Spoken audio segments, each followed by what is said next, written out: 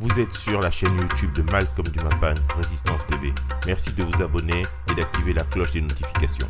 Le président malien Ibrahim Boubacar Keïta, IBK, vient d'être arrêté avec son premier ministre par des soldats en révolte. IBK, Ibrahim Boubacar Keïta, et Boubou Cissé, le premier ministre malien, ont été arrêtés par le groupe de soldats qui a pris mardi matin le contrôle d'un grand camp militaire dans la banlieue de Bamako, au Mali.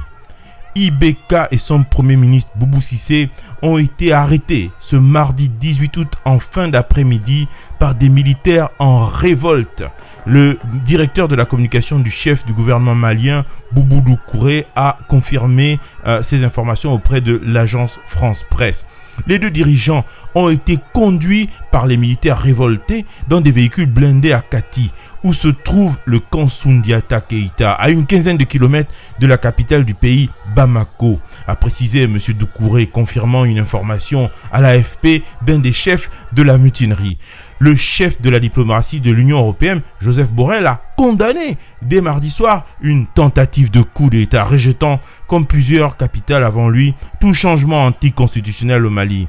Le Conseil de sécurité de l'Organisation des Nations Unies a annoncé la tenue d'une réunion d'urgence dès mercredi pour suivre l'évolution de la situation. Le secrétaire général de l'ONU, Antonio Guterres, a appelé dans un communiqué à la libération immédiate et sans condition du chef de l'État IBK.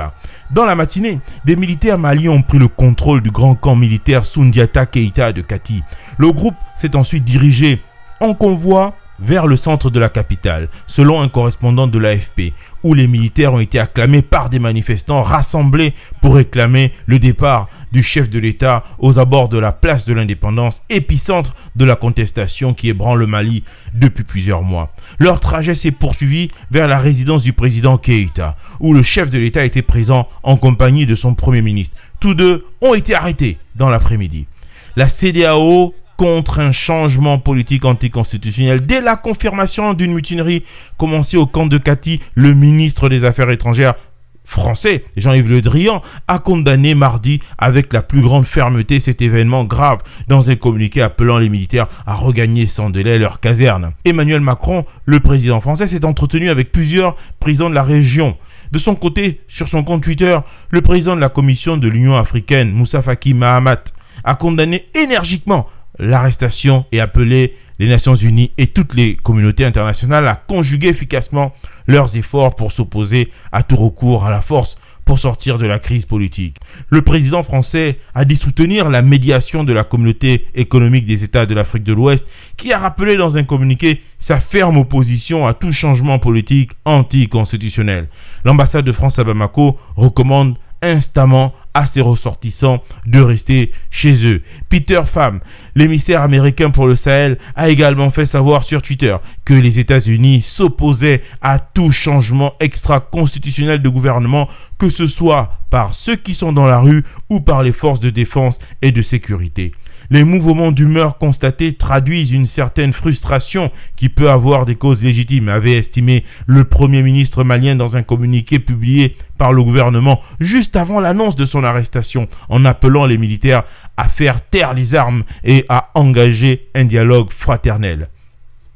Le Mali, épicentre de la menace djihadiste au Sahel depuis 2012, est confronté depuis juin à une grave crise sociopolitique. Lundi, l'opposition a annoncé de nouvelles manifestations cette semaine pour réclamer le départ du président, avec en point d'orgue l'occupation d'une place symbolique au cœur de Bamako vendredi et samedi. Le mouvement du 5 juin, Rassemblement des forces patriotiques du Mali, M5 RFP, qui mène depuis 3 mois la plus importante contestation du pouvoir depuis le coup d'État de 2012, est une coalition hétéroclite de guides religieux, d'opposants politiques et de membres de la société civile et de syndicalistes. Il a refusé, le mouvement, ce jeudi dernier, une rencontre avec IBK proposée par le médiateur des États ouest-africains, l'ancien président nigérian Goodluck Jonathan, fixant notamment comme préalable la fin de la répression contre ses militants. Le week-end du 10 juillet, une manifestation à l'appel du mouvement du 5 juin a dégénéré en 3 jours des troubles meurtriers. L'opposition évoque un bilan de 23 morts et plus de 150 blessés. Le Premier ministre a parlé de 11 morts et l'ONU de 14 manifestants tués.